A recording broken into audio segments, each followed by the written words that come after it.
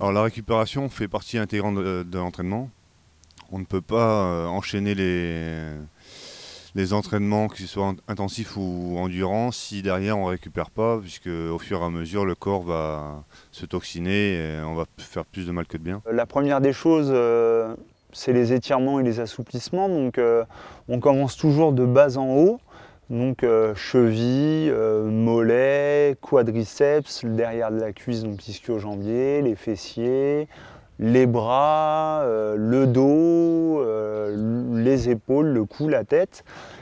Donc tout ça, après, on peut y consacrer une bonne vingtaine de minutes parce que c'est important de bien s'étirer pour bien récupérer aussi derrière. Bien sûr, il y a des astuces pour bien récupérer, c'est certain. Moi, par exemple, j'aime bien mettre un petit peu les jambes en l'air.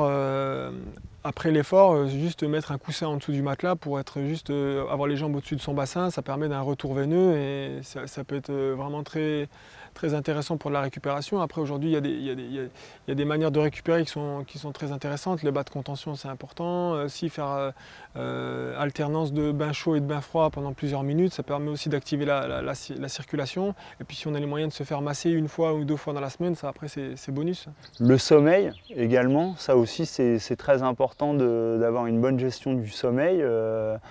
On dit que vraiment le sommeil récupérateur, il est vraiment entre 10 h du soir et 2 h du matin. Donc c'est là où on récupère le mieux. Donc il faut vraiment essayer de tout le temps aller coucher à des heures assez fixes et essayer de bien récupérer. La récupération se constitue vraiment de tout un tas de petites choses.